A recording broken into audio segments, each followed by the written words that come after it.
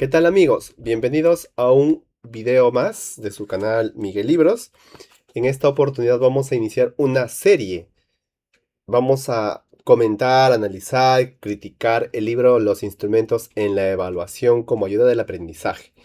Esta nueva serie que voy a publicar es muy útil para todos aquellos que son docentes, ya sea de pregrado, posgrado, educación básica regular, para aquellos que quieran tener nociones de psicometría, etcétera. Este es un material bastante bueno, a mí me ha gustado mucho el libro y siempre le he querido dedicar una serie de videos, así que ha llegado el momento. Dentro de la serie que vamos a tocar en esta oportunidad, vamos a ver los siguientes temas en diferente grado de profundidad. Vamos a ver tipos de evaluación, vamos a hablar de filosofía de la educación, usos y malos usos de la evaluación, evaluación de conductas, cómo se construyen las pruebas, cómo se evalúan intervenciones orales, cómo se evalúan los productos. Vamos a hablar de pruebas de ensayo y algunos elementos más sobre los contenidos de este libro. Entonces empecemos de una vez con el tema que tenemos para hoy. Vamos a hablar justamente del primer tema, es decir, vamos a ver los tipos de evaluación.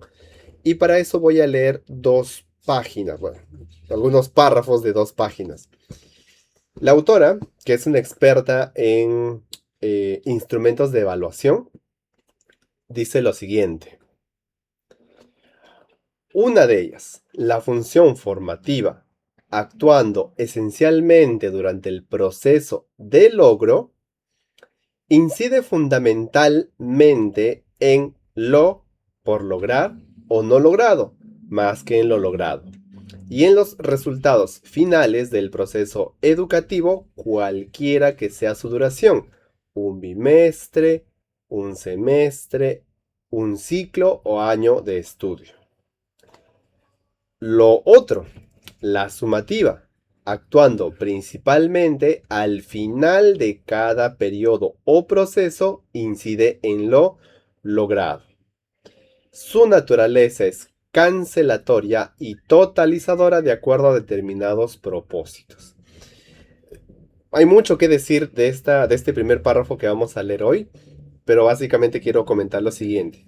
La autora escribe muy bonito, escribe con una prosa bastante fina, elegante, utiliza términos cultos.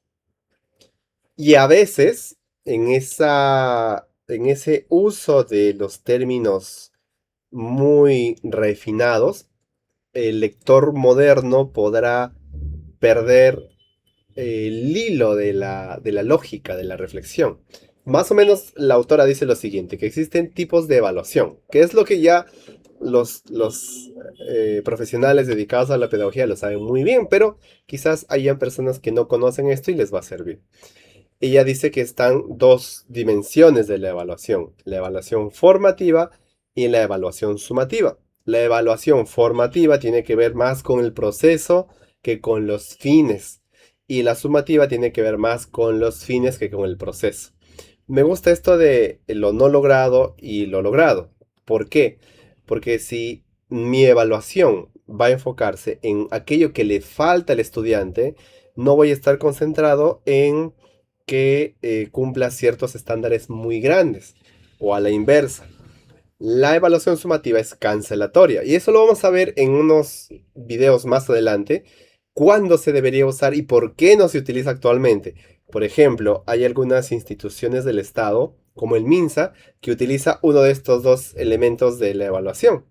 Entonces, la evaluación realmente es un proceso demasiado necesario y bueno que no está siendo eh, aprovechado de la manera adecuada. Y más o menos en el video 9 veremos por qué. En segundo lugar, y bajo esa clasificación de evaluación formativa y evaluación sumativa, nos dice lo siguiente. Estamos en la página 18. La autora dice, en consecuencia, este tipo de instrumentos deben ser evaluados permanentemente. Hago una pausa. La autora está en función a la evaluación formativa y a la sumativa, cada una de estas formas de evaluación tiene sus propios instrumentos, por lo cual las clasificaciones, las taxonomías nos sirven no para memorizar datos, sino para ubicar nuestra práctica docente, formativa o evaluativa en función a los instrumentos. En otros términos, cuando un científico o un escritor hace clasificaciones, lo hace para poder ubicar nuestra comprensión del tema. Entonces ella dice, la evaluación formativa utiliza instrumentos que deben ser evaluados permanentemente, reajustados y modificados, en la medida que, en el uso continuo, en la recogida de información, se alejen o se tornen inadecuados a la realidad en la que estamos actuando y a los objetivos que pretendemos lograr de acuerdo a la situación o etapa de logro en que nos encontramos. Cuando yo leí este libro, que ha sido hace unos meses, siempre pensaba en mis estudiantes de la universidad, en las universidades donde enseño. Siempre pensaba en cómo puedo perfeccionar mis exámenes, mis rúbricas, mis listas de cotejo. Y esta autora me ha dado muchas ideas para poder perfeccionar mi práctica. Entonces, dice que los instrumentos de evaluación formativa deben reajustarse, modificarse y evaluarse permanentemente. Eso me gustó mucho. ¿Por qué? Porque pasa que, por ejemplo, soy un docente X de un curso y este es mi examen. El examen formativo de tal curso. Muy bien. Este examen, cuando se concluye, pasa a la historia, desaparece y aparece otro examen. Luego pasa la historia y aparece otro y así, sin fin. Pero la autora dice que no. Estos exámenes de evaluación formativa deberían tener una especie de versiones. Este es el examen versión 1. Yo reflexiono qué me salió bien, qué me salió mal, qué puedo mejorar. Y en función a las mejoras de este informe aparece este segundo instrumento. Versiones. Más o menos lo que ahora se entiende como el ciclo Deming, el de la evaluación, el de la calidad continua, algo así. Me gusta mucho eso porque eso genera dos cosas en los docentes. Primero, que reflexionemos, y hemos hablado de eso en otros videos sobre el libro de David Chong, que reflexionemos sobre nuestra práctica. Mientras más reflexionemos, nuestra práctica profesional, docente o no, va a mejorarse. Y segundo, que cuando hacemos este tipo de análisis, versión 1, versión 2, etcétera, tendremos un instrumento mejorado, potenciado. Esto implica problemas, implica recursos, que ya lo hablaremos en su momento. Respecto a lo segundo, a la evaluación sumativa, dice, en el caso de los instrumentos utilizados para promocionar, titular, seleccionar, en cambio, nuestra preocupación será su permanencia, su forma más o menos estable, estandarizada, capaz de ser aplicada a variedad de sujetos con determinadas características que puedan ser válidas. Maravilloso. Y aquí aparece lo que hablamos al principio. Recuerden, formativa, sumativa. La formativa yo voy a tener versión 1, versión 2, versión 10, etcétera, etcétera. Pero la autora dice que la evaluación sumativa debe ser estandarizada. Es decir, debo tener un solo examen para evaluar todo un proceso. Y me gusta el nombre que utiliza para promocionar, titular o seleccionar, que es por ejemplo lo que hace el MINSA para la asignación del SERUM, por ejemplo, que es lo que se hacía en algunas universidades para dar certificaciones progresivas. Por ejemplo, eh, yo trabajé en una universidad, en la Universidad Nacional de Huancavelica, y en un determinado momento, por el tema de acreditación, nos dijeron que debíamos evaluar a todos los egresados. Entonces, una idea era generar un examen, ya el contenido y la forma es otra cuestión.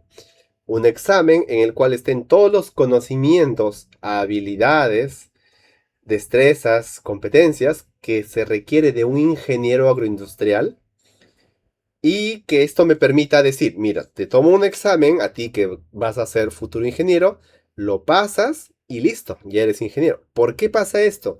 Porque generalmente la flaqueza de las evaluaciones formativas mal hechas es que el estudiante se embute de conocimiento para su examen formativo, lo vomita a la hora de rendir el examen y luego se le olvidó, se fue. Y eso genera algunos exámenes mal hechos. Entonces, esa evaluación sumativa que permitía titular o promocionar tenía ese fin, que sea estandarizado, que todos los estudiantes conozcan el contenido de lo que se les va a evaluar y de esa manera sepan, o mejor dicho, se tenga certeza de que se está cumpliendo cierto conocimiento mínimo, cierta destreza mínima. Para eso servían las evaluaciones sumativas.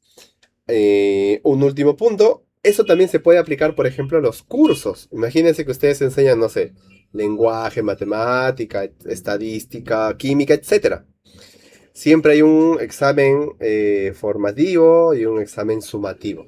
Entonces, la autora recomienda que las evaluaciones sumativas sean estandarizadas, únicas. Me gusta la idea porque eso me permitiría a mí conocer que mis estudiantes de tal periodo específico tengan la capacidad de resolver, o mejor dicho, de ser evaluados según ese instrumento. Entonces, este es el inicio de una serie de videos que vamos a hablar sobre la evaluación.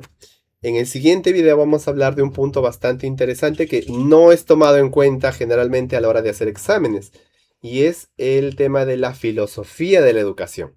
Así que si tú quieres saber qué relación, qué conexión tiene la filosofía de la educación con los instrumentos de evaluación, no te pierdas el siguiente video en el que hablaremos sobre la filosofía de la educación en la evaluación. Eso sería todo, nos vemos en un siguiente video. Cuídense mucho.